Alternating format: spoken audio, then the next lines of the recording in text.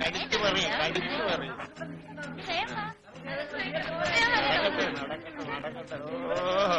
എന്തോ റൊമാൻസ്. അയ്യോ പാവം, ഒന്നാമതൊരു കാര്യമായിരുന്നു. ഹീറോ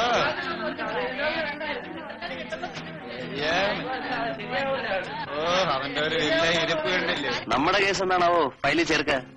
അല്ല, ധൃതിയൊന്നുമില്ല, ഓർമ്മിക്കാൻ വേണ്ടി പറഞ്ഞ. നമുക്കൊന്ന് ചുമ്മാ കറങ്ങി അടിക്കാം. നീ അത്രയ്ക്ക് ശീലാവധിയാണീ. ഇത് നിനക്കും കൂടെ ഉള്ളതാണെന്ന് വിചാരിച്ചു. വാലാട്ടിപ്പട്ടികൾ.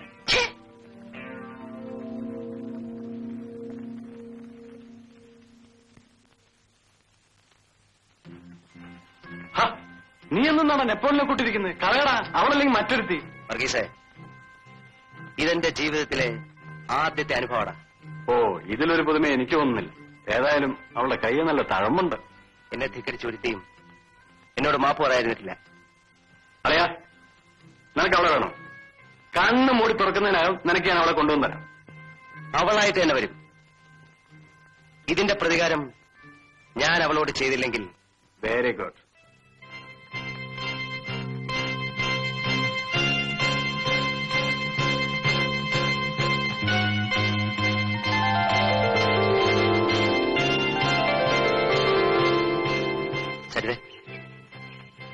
സരിത, ഒന്ന് നിൽക്കൂ. ഇതൊരു ശല്യമായല്ലോ. തനിക്കെന്താ വേണ്ടത്? എനിക്കല്പം സംസാരിക്കാനുണ്ട്. വീട്ടിൽ അമ്മയില്ലേ? ഞാൻ പറയുന്നത് എനിക്കൊന്നും കേൾക്കണ്ട. സരിതേ, നീ എന്നെ മനസ്സിലാക്കാത്തോണ്ടാ. നോക്ക്, ഈ നാട്ടിൽ ആണുങ്ങളൊക്കെ ഉണ്ട്. വെറുതെ തടി കിടക്കണ്ട.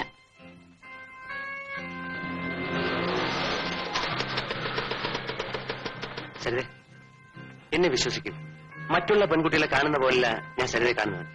എനിക്ക് പറയാനുള്ളത് ദയവായി ഒന്ന് കേൾക്കൂ. തനിക്ക് ഭ്രാന്താണ്. വീട്ടിൽ പോയി പെണ്ണുകെട്ടി തരാൻ പറ.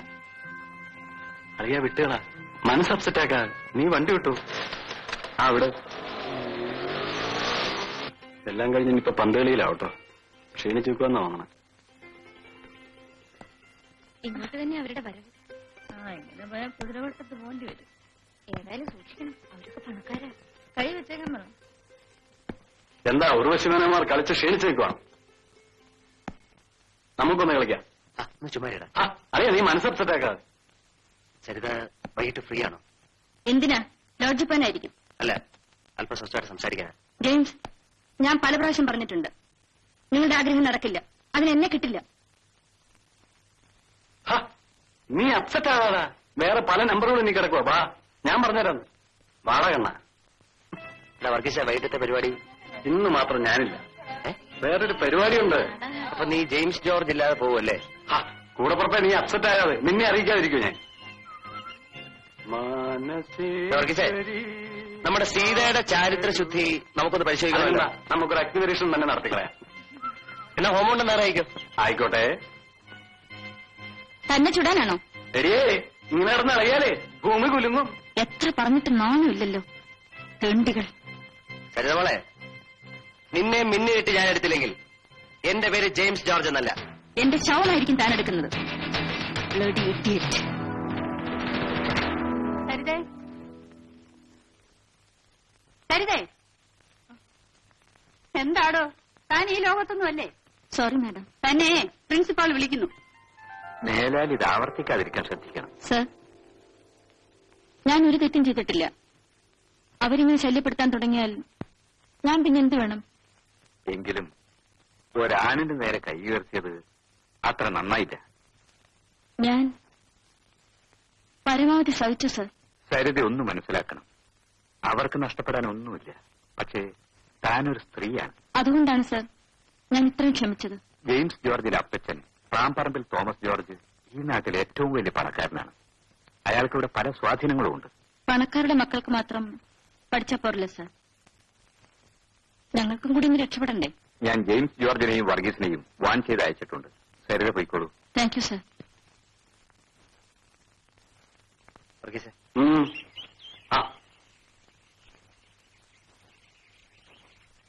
കപ്പ്യാറിന്റെ ഉപദേശം സ്വീകരിച്ചിട്ട് വരുന്നതായിരിക്കും.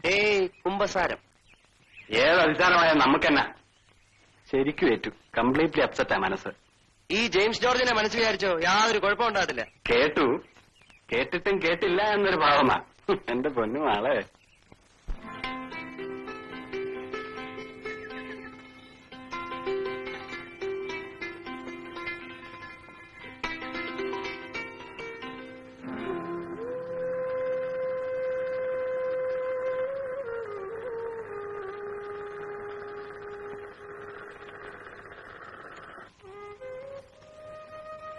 നിന്റെ യോഗമാ മോളെ. ഏതായാലും ഇത്രയും കാത്തിരുന്നില്ലേ അമ്മേ? ഇനി സരിതയുടെ പഠിപ്പ് കഴിയുന്നതുവരെ എനിക്കൊന്നും ആലോചിക്കണ്ട. എന്നാലും നിന്റെ പ്രായത്തിലുള്ളവര് കല്യാണം കഴിച്ച് കുഞ്ഞുങ്ങളുമായി കഴിയുന്നത് കാണുമ്പോ അമ്മയുടെ മനസ്സ് പെടയാ മോളെ. സാരമില്ലമ്മേ, എനിക്കാ ദുഃഖമില്ല. ജീവിത അവസാനം വരെ ഈ തയ്യൽ മിഷനുമായി കഴിയേണ്ടി വന്നാലും സരിതയെ ഞാൻ ഉദ്ദേശിച്ചെടുത്ത് കൊണ്ടെത്തിക്കും. അവളൊരു വക്കീലായിട്ട് വേണം നമ്മുടെ നഷ്ടപ്പെട്ട ഭൂമിയും സ്വത്തും തിരിച്ചെടുക്കാൻ. നമ്മളെ അനാഥരാക്കിയവരോട് പകരം ചോദിക്കേ.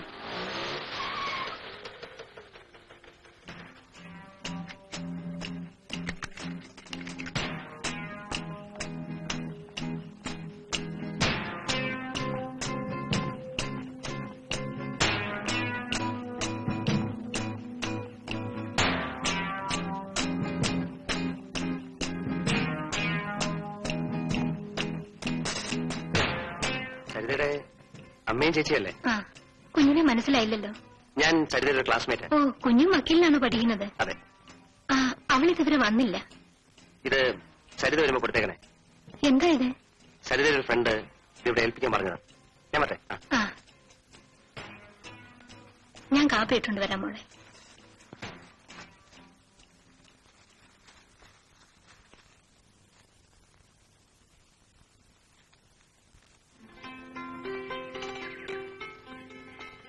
ഹലോ, പിന്നെ സുഖമാണല്ലോ?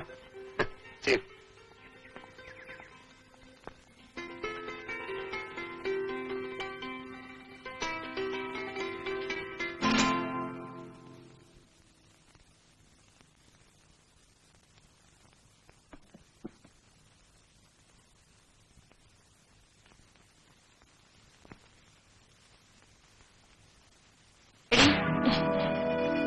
ഈ സാരി എങ്ങനെയാ കീറിയത്? എങ്ങനെയാ കീറിയതെന്ന്? എന്റെ സാരി കീറിയില്ലല്ലോ. നീ കള്ളം പറയാനും തുടങ്ങിയല്ലേ? നിന്നെ ഞങ്ങൾ വക്കീലിന് പഠിപ്പിക്കുന്നതേ കള്ളം പറയാനല്ല. കള്ളം പറയുന്നവരെ കൊണ്ട് അത് പറയിപ്പിക്കാതിരിക്കാനാണ്. ചേച്ചി, പിന്നെ നമ്മുടെ രേഖയില്ലേ, രേഖ അവളുടെ കയ്യെ പിന്നെ പെൻസിൽ എടീ, ചേർത്ത് വിദ്യാഭ്യാസം കുറഞ്ഞു പോയതിന്റെ പേരിൽ വയസ്സിന് മൂത്ത ഞാൻ നിന്റെ അനിയത്തിയാവണമെന്നില്ല. ദാ നിന്റെ ഫ്രണ്ടിന്റെ സമ്മാനം. ഫ്രണ്ട് ഏതാണെന്ന് നിനക്കറിയാമല്ലോ. അതിലും മായം കലർത്താൻ ഉദ്ദേശമുണ്ടോ?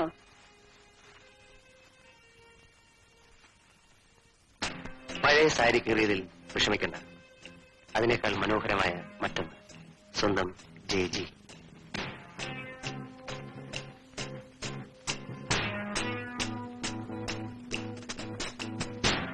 അറിവ് കൂടിപ്പോയതുകൊണ്ട് നീ ഇത്രമാത്രം നശിച്ചു പോകുമെന്ന് ഞാൻ കരുതിയില്ല. ചേച്ചി, ഞാനത് തെറ്റും ചെയ്തിട്ടില്ല. വേണ്ട, ഇനിയും ഞങ്ങൾ വിട്ടികളാക്കരുത്. എടീ, മാനം വിറ്റ് കൈനീട്ടാൻ തയ്യാറായിരുന്നെങ്കിൽ എനിക്ക് എന്തൊക്കെയോ നേടാമായിരുന്നു. എല്ലാവരും കൂടി ഒരുമിച്ച് ആത്മഹത്യ ചെയ്യാനുള്ള വഴി ഉണ്ടാക്കരുത്, പറഞ്ഞേക്കാം.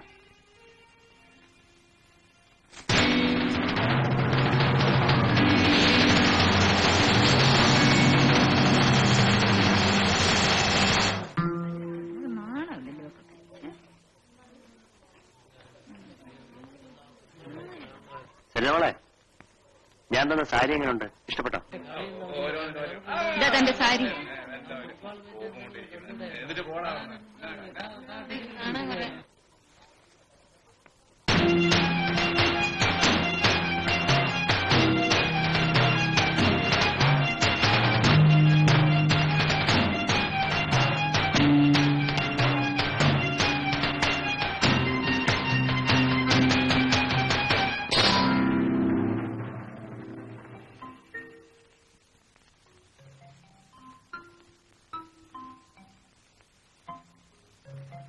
എന്നാലും സരിത ഇങ്ങനെ ചെയ്യുമെന്ന് വിചാരിച്ചിരുന്നില്ല. അല്പം കടുപ്പമായി പോയി. മോളെ, ഈ ജെയിംസ് ജോർജിനെ അവൾ ശരിക്കും മനസ്സിലാക്കാൻ പോകുന്നേ ഉള്ളൂ. ഇത്രയും കാലം പുറകെ നടന്നതല്ലേ, ഒന്ന് തൊടാൻ പോലും കഴിഞ്ഞില്ലല്ലോ. ഒരുത്തനും തിരിഞ്ഞു നോക്കാത്ത വിധം ഞാൻ അവളുടെ ജീവിതം തകർക്കും. അവസാനം അവൾ എന്റെ അടുത്ത് തന്നെ വരും. ആഹാ, അത് കൊള്ളാം. അറിയിലൂടെ കൂടിയിരിക്കായിരുന്നു. നിന്നെയും കാത്തി ഞാൻ ഇതുവരെ കവിത തിയേറ്ററിൽ വെയിറ്റ് ചെയ്യായിരുന്നു. വർഗീസേ, ഇനി അവളെ വെറുതെ വിട്ടുവിടാം. ഹാപ്പി ആയിരിക്കുന്ന ഒരു മൂഡിൽ നീ മനസ്സ് അപ്സെറ്റ് ആക്കാറാ. അവളെ പൊക്കണോ? ഇന്ന് ഞാൻ പൊക്കൊണ്ടുവരാം. ഒരു ദിവസം എന്റെ കിടപ്പറയിൽ കിടത്തിയോണ്ട് മാത്രം എനിക്ക് അവളോടുള്ള പകതയില്ല. അവൾ നശിക്കണം. ഈ നാട് വിട്ടോടണം. അതിനൊക്കെ വഴി ഉണ്ടാക്കാന്നേ.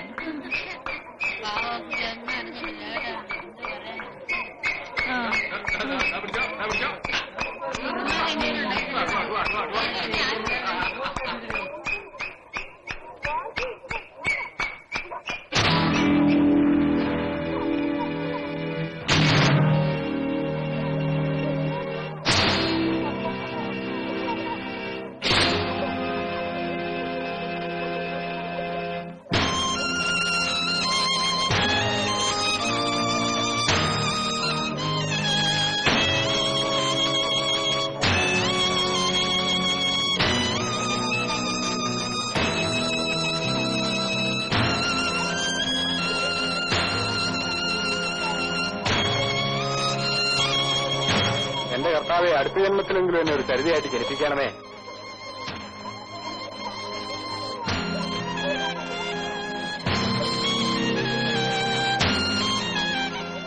ജെയിംസ്, നിങ്ങൾ ജയിച്ചിരിക്കുന്നു.